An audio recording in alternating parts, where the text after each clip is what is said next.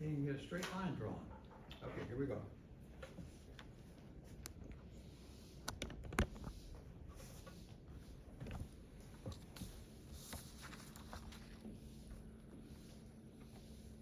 Then we're going to do a little practice for that quiz when we get shortly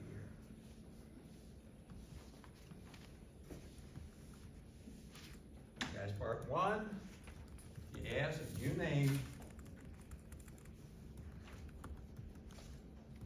a rational function.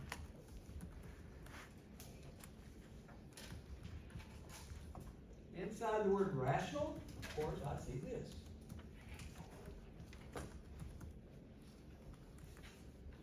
A ratio, which for most of us means fraction. A ratio, something over something. And therefore, with that ratio in mind, they identify a rational function with an r of x. Yeah, a ratio. And they write the ratio as p of x over q of x. P of x over q of x. And guess what p of x represents? What's it been representing all this time? A polynomial function. And then say q of x, another polynomial function. So you have a polynomial over a polynomial, and then graph it as a rational function. Now they do make an exception here. Do not, please, and we understand why. Do not let q of x be that. You cannot have a zero. Now, before I jump into the handout and have someone help me by reading, I'm going to jot down what I consider the most basic rational function in mathematics. There it is. That's a fraction. That's a ratio. 1 over x. Now, can someone remind me, I think it's on one of the handouts I'll give you way back. I think it was one of the parent functions. I think it's on the handout. Guys, when I set this up to make a sketch, anyone tell me what 1 over x may look like? Because this is the first rational function that we're going to list in this last section of chapter 3. Who has an idea? And you've seen 1 over x many times. I want to describe where is the graph? What's the graph doing? Any descriptions? I see Farbot's got it right here. He says, Professor, there's a piece here in the first quadrant doing this. There's a piece also down in the third quadrant doing this. There's a graph of 1 over x. Basic graph. I think it's on one of the handouts I've already given you here. That's my first rational function. I didn't say a few things about this one, but that's the shape. Now you can plot points, form a table to get these shapes. On the side here, guys, first domain. I'd like to know what is the domain from left to right of my basic rational function 1 over x. What would you describe the domain as, either by referring back to what it looks like in the black, or referring back to the red graph? From left to right, how would you describe the domain? Go for it, Nima. Can I say all of the real numbers except 0? Love it. You use anything but 0, and integral notation, exactly right. Let's say you have this. Beautiful. Range, the up and down. You may want to look at the graph and think that. The up and down. How far down does it drop? How far up does it go? I think, guys, if I'm looking at it correctly, I think it's the same answer Nima gave me for the domain. I think it's negative infinity, up to 0, union, 0 to infinity. You guys agree? For domain and range? See, what else should I point out? On this one, there are no x-intercepts. There are no y-intercepts. But there are some lines that looks like my graph are approaching. never touch. For an example, is this red graph, looks like the way it's drawn, is it meant to move this way forever, but never touch the x-axis? Okay, we'll give a name for a line like that, a horizontal line, and my graph is approaching, but never touch. It's called a horizontal asymptote. Strange word there, but horizontal asymptote. A horizontal line that my graph approaches, in this case, but does not touch. So in my case, it's the x-axis. Now, is there also on this basic rational function a vertical line that the graph is also approaching, but does not touch? And it looks like in this case, my vertical line, my red graph is approaching the y-axis, so this is known as a vertical asymptote. Just go ahead and abbreviate that word. And guys, in this case, it's the y-axis. Horizontal asymptote, a vertical asymptote, my graph is approaching them, looks like in this case they do not touch, and we got that much to look at. Geez. And that's your first experience with a rational function. I think anything else I should mention on this? Okay, maybe not. Now, I know I'm not gonna be able to get through all this tonight. Let's go to part B. Before I have a student start reading for us, here's my second example of a rational function. Now we'll get some input from this one, and then we'll start reading from the handout and try something. Guys, I'm gonna write this one as x squared subtract 1, which I'm allowed to do. They said polynomial function. I got a binomial.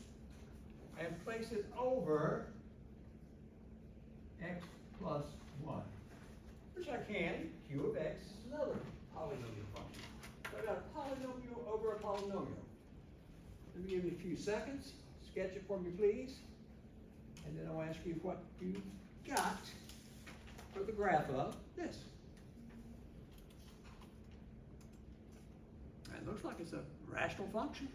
Takes that form. P of x over Q of x.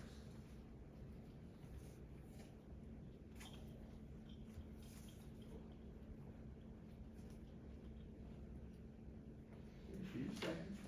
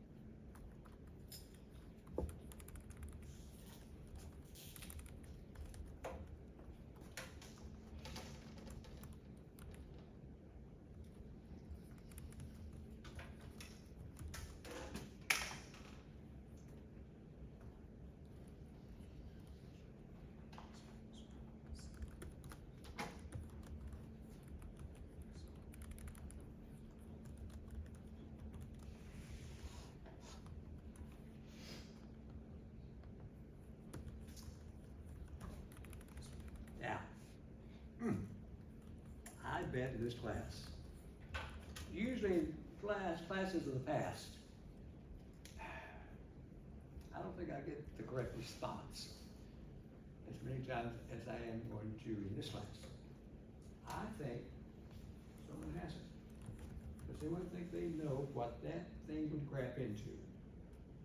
And please keep in mind, we're not concerned about zeros and multiplicities and touch, cross, none of these functions. What might that look like when sketched? Does anyone have an idea that would share? Carbine. It's an x minus 1, but there's a, the minus 1 is undefined. It's not a dominant. Whoa, whoa. He says, Professor, that top one can factor P of x. the q of x, denominator stays the same. Top will be factored. And he's telling me these two will cancel out. He says, wait, Professor, if you simplify that rational function in black, it gives you in the red a simple linear function. So there's this graph, mx plus b, x minus 1. It has a y-intercept of -1, a slope of 1, or you can find the intercept and graph it. Right quickly, guys, can so much of it, we'll graph it in red. Look like this. That's what it simplifies into. Guys, on this one, the x-intercept, set this equal to 0 to find the x-intercept. The x-intercept is going to be a 1. So you guys can graph it differently by mx plus b, slope, y-intercept. By y-intercept, replace x by 0. I think that's a -1. Down here. So those are my intercepts. Is that true? I found it quickly. If I connect, Barbod, I don't want to take anything away from that beautiful response you gave me. Hang on.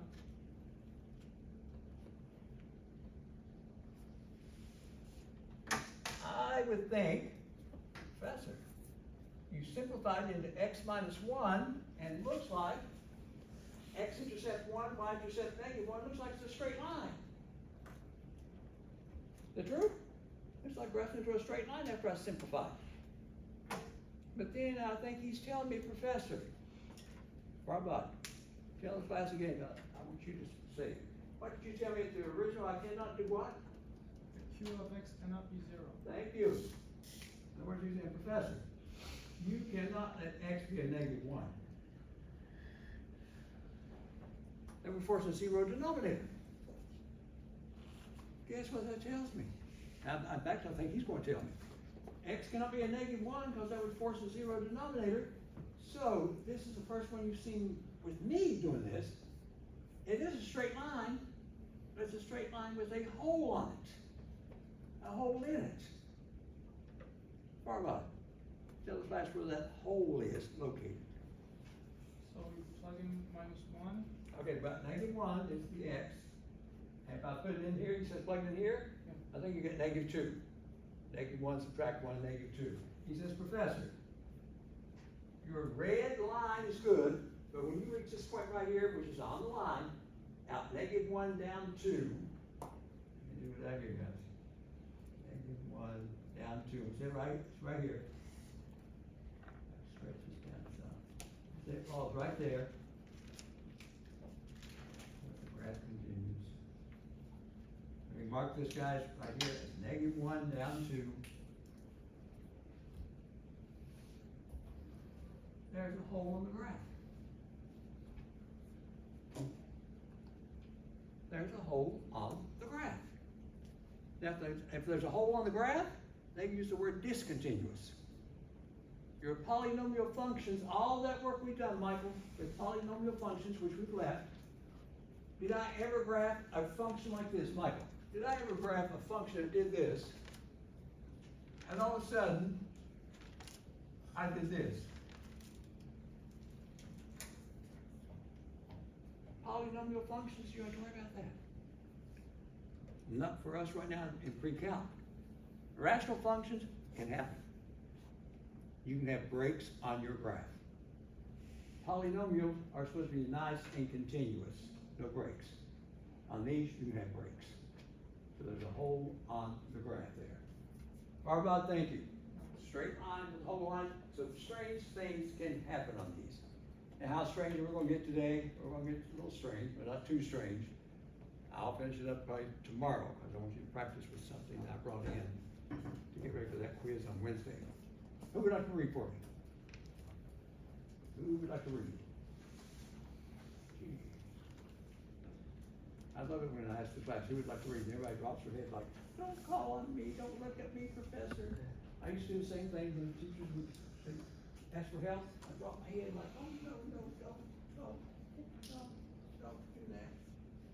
Have you guys ever been to SeaWorld in San Diego? Oh, yeah. Yeah, where the whales and all that, and they have cameras around where they flash on certain people, in the audience, they just flash. I would say, oh, when I was there, I said, oh no, I hope they don't put me on the screen. It's just like a screen, if I can see you. there I am. Sitting there looking crazy. Crazy. So just like you guys, don't choose me, Professor. Who would like to read though? Go for it. Just steps. Yeah, just the steps. Step 1, find the domain of R of X. Do not cancel factors in step 1. Okay. Okay. Step 2. Step 2, simplify. Write R of X in lowest terms. I like the rough idea of this one. Thank you. Next. We will be using the form to complete step 3. Okay. Step 3, name the intercepts X and Y of the graph. Step 4, determine the vertical asymptote, if any, of the graph. Note, set denominator equal to 0 and solve. Step 5, determine the horizontal asymptote, if any, of the graph. Note, the horizontal asymptote will describe end behavior of the function. To find the horizontal asymptote, we will use the end behavior of R of X is equal to 1 over X. In other words, as X is approaching negative infinity, 1 over X is to 0. As, Oh, was that it? no. On that one part? Yeah, on that one part. Thank you. Mhm. Doesn't that sound nice? And the pleasant voice was talking mathematics. Oh my goodness, thank you, thank you. Now, we're gonna stop there. I know there's more on that handout, we'll look at that today. Now jump down to your examples.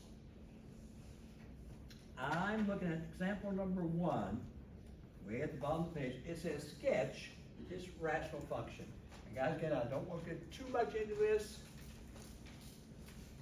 but we're going to do just a few. Sketch.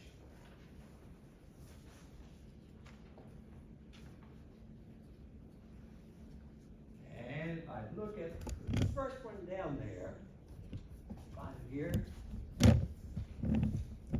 X subtract 1 over x squared subtract 4.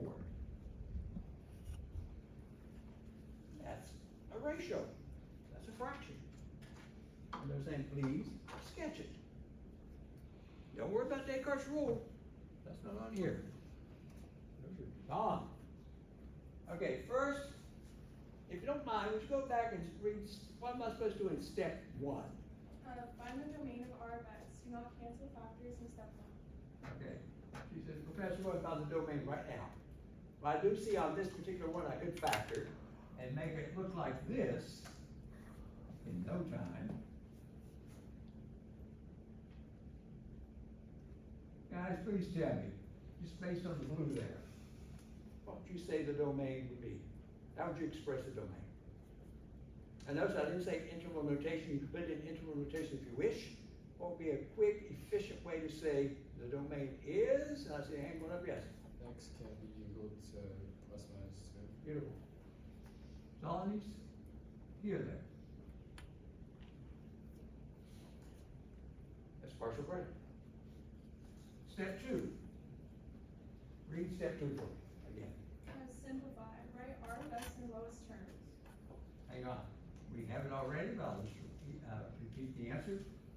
It was x minus 1 over, we did earlier, x minus 2 times x plus 2. Now, what's step 3? Name the intercepts X and Y of the graph. Okay, now, to find the x-intercept, guys, here goes. The routine to find an x-intercept always replace my function with 0. And of course, I got this. Setting the function equal to 0. That's where you find an x-intercept. Set the function equal to 0. I'm going to do a quick cross multiplication. Think of it 0, 0, 1. And if you cross multiply in that direction, and cross multiply in this direction, quick way to do it. You're going to have 0 is equal to x subtract 1, which is nice. Solve for x. Looks like x is 1. That's a mistake.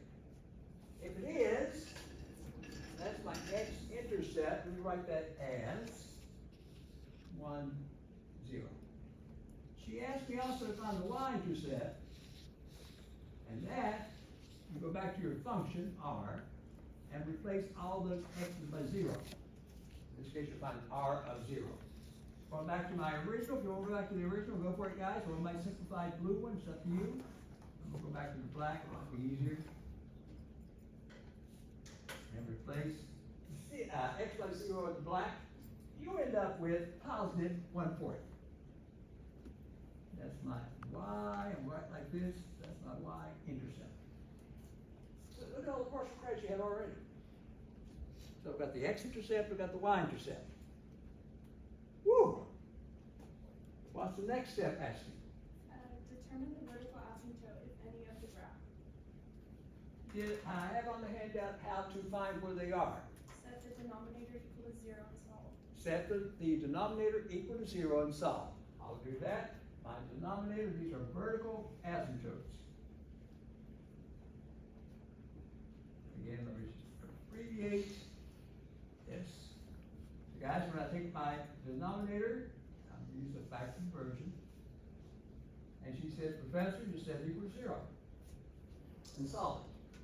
Now you're going to end up with x equal to 2. X is equal to negative 2. So far, just follow the directions. Now the next one's going to be a little tricky. Now they're saying, now there's a way to find, Aiden, I noticed back on this basic rational function, the one that over in red, there was a horizontal asymptote here. And there's a vertical here. We've already found the vertical down there. But that, there's a vertical, and there's also a horizontal. So now they're asking to find the horizontal here, coming up, I think it's horizontal coming up next.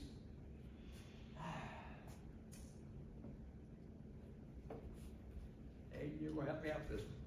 But read that, what am I supposed to do to find that horizontal asymptote? The horizontal asymptote will describe the end behavior of the function. To find the horizontal asymptote, we will use the end behavior of r of x is equal to 1 over x. In other words, as x approaches negative infinity, 1 over x approaches 0. And then as x approaches infinity, 1 over x approaches 0. Oh, that sounds like a calc class already. Let me go back. Take her suggestion there. Aiden, let me go back to my so-called parent graph, my first basic rational function. Can you tell the class on this red function? Let me go to red. Something about the end behavior. In other words, this. These things do have end behavior. It's like the polynomial. But Aiden, find the limit of this little one as x gets large of this function based on my graph. If x gets large visually, that means you're along the x-axis. This is my x-axis. You're grabbing the graph and you're taking it forever in this direction. This is approaching infinity. You're going to drag that red graph forever in this direction. What's the graph itself doing? I know you're dragging it along. What's it doing? It's getting closer to 0. It's getting closer and closer to the x-axis, which represents 0. So the limit here is 0. Back on this red graph, suppose on the other end of the graph, written like this. Maybe if I should now take this piece and pull it to the left forever, keep walking, pull that red graph along with me, how's it behaving, the graph itself, the function itself? It's still approaching 0. It's still approaching 0, it's underneath there, but still getting closer and closer and closer to 0 again. That, if you can find it on this one here in the blue, that's what identifies where the horizontal asymptote is located. In my case, it was at 0, and sure enough, it was 0 on the x-axis there for the horizontal asymptote. Guys, I know I'm not teaching calculus yet. I wish I did have you guys for a calc class.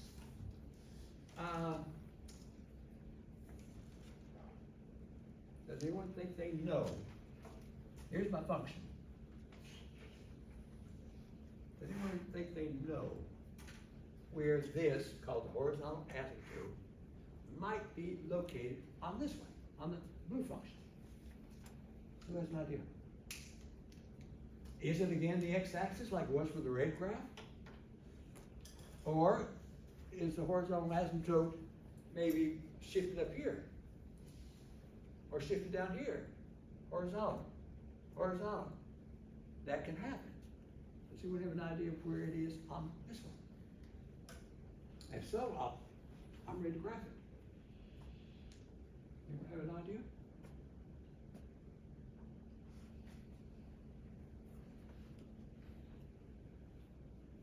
Okay, here it goes. I'm gonna use the calc notation or calc method, but she read to me. She says, Professor, I better have her read again. Read again if you don't mind. Yeah. Great job, read again. That as x is approaching, Mm-hmm. as x is approaching negative infinity, 1 over x is approaching 0. As x is approaching infinity, 1 over x is approaching 0. Was my paragraph short enough saying this, as she just read to me? This is what the statement says. Now, here's my function over here in the black. I'm gonna take the black version. Easier to work with. I have my function to be this. Guys, these are a little lengthy here. Here goes. Let me check my time here and see if that. Ooh, probably be the only one I can do tonight. She says, Professor, try your best if you can. Rewrite what you have here in front of you, but try to bring over or bring in 1 over x. Because I know the limit on 1 over x in both directions is 0. So if I can somehow modify this and get a 1 over x in here some way, I'll drop it because 1 over x is approaching 0, which might help me get to where I want to go. I don't know your experience with this. This is madness sometimes. Here's what I'm going to do for you. And I'll give you a shortcut tomorrow. But for right now, guys, look at the numerator, look at the denominator. What's the highest exponent you see as you examine both? What's the highest exponent that you see altogether in that expression? 2. Always take the highest. They want you to take the highest exponent and modify this by doing this. On the side here. Go through and divide every term by x squared, that's the highest. Every term of your function by x squared.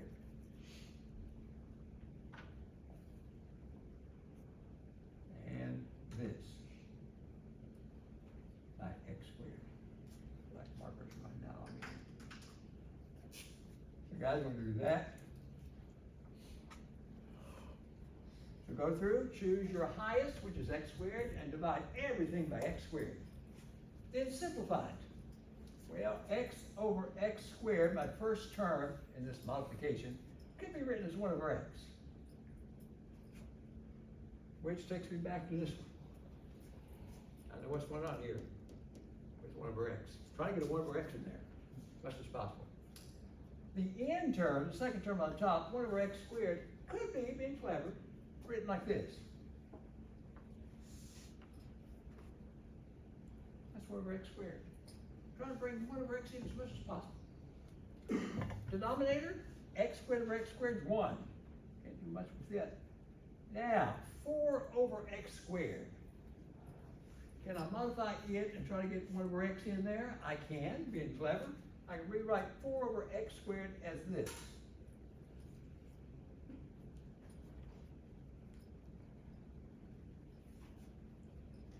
I'm modified.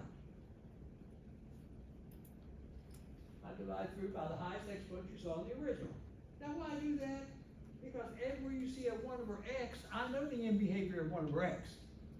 Its horizontal asymptote was 0. Guess what I get to do? Everywhere you see a 1 over x, you get to put a 0. On this one, based on this one. Okay, so in the red it says it should be a 0. So this is 0 here. 0, 0, 0, 0, all based on that one over there. It's all based on that paragraph. What am I left with?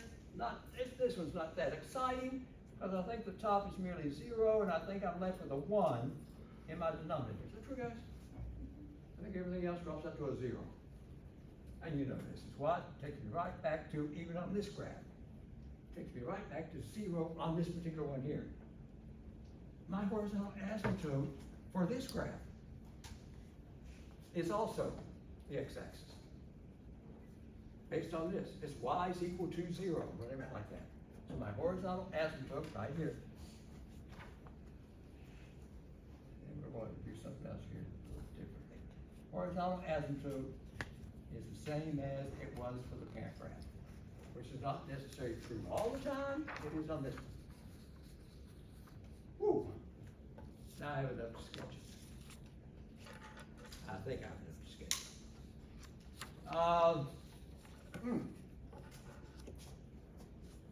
Here goes. Any more practice. Just a little here. Something else. We're gonna go on the side here. I'm getting too excited about this. Let's try it too, guys. Hope you guys can see it way down here. Let's see what the sketch looks like. Let's see if you guys may agree. And then we're done.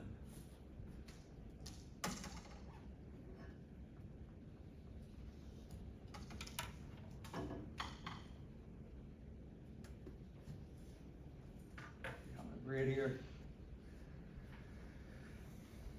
Let's see what this graph's gonna look like. Back at number 1, she asked me to please find the domain. We did. We simplified it.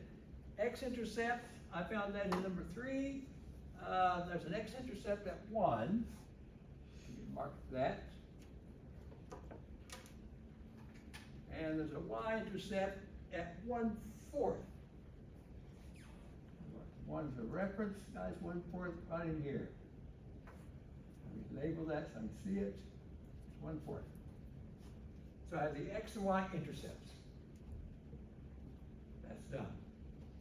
We found vertical, and she told me how to do it from the handout. I set the denominator equal to 0.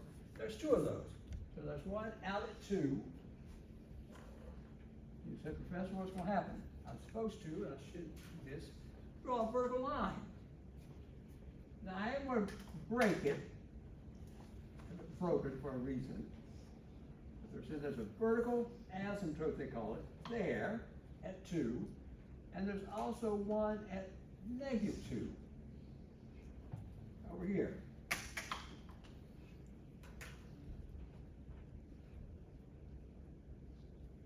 Those are my vertical asymptotes. Horizontal, I just found it. Nothing to worry about here because it came out to be the same as the parent graph. So therefore the x-axis, I gotta keep in mind, is a horizontal asymptote. That's all I want to do today. Now, is this graph, when I start graphing, is this graph going to be really continuous, all nicely connected? No. No. The way this thing's split up, there's a piece of the graph doing something over here to the left. There's a piece of the graph in between. And there's a piece of the graph to the right. This thing has 3 sections. And they're not connected. Now, close this down. Let's get the pieces caught in between first. Look at the piece caught between the 2 vertical asymptotes. I gotta pick up, if I do the in-between, I gotta pick up these 2 points. And I gotta show the graph is getting close to those vertical asymptotes. Where is it? Right here. But do not touch. Getting close to the vertical, but they can't touch the vertical. Guys, I have no choice. For the in-between, pick up those 2 points, 1/4, 1, and show the graph is getting close to those vertical, but not touch. No problem.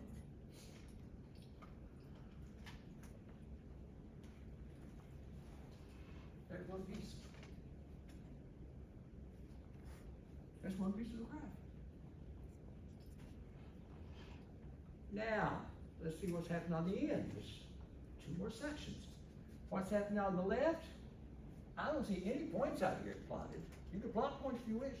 You can form a table. You did back in middle school and plot points.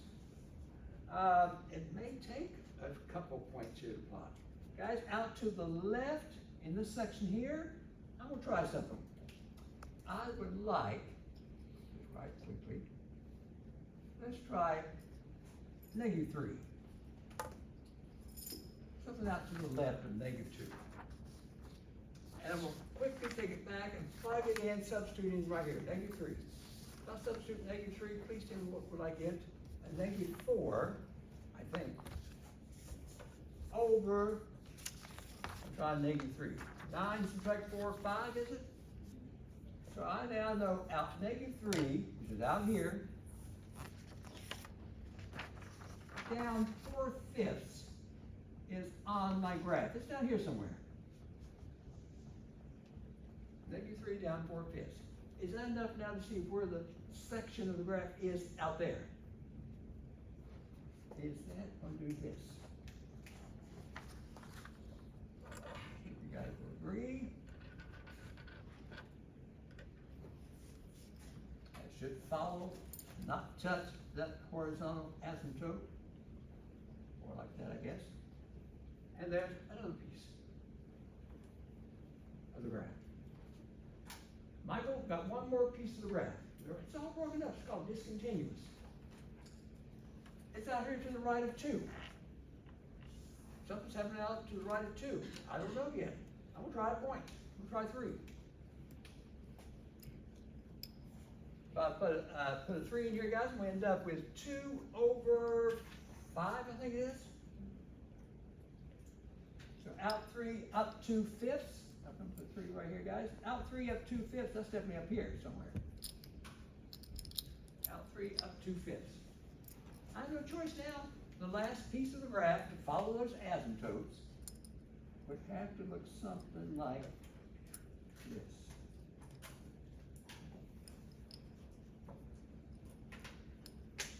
That is your graph.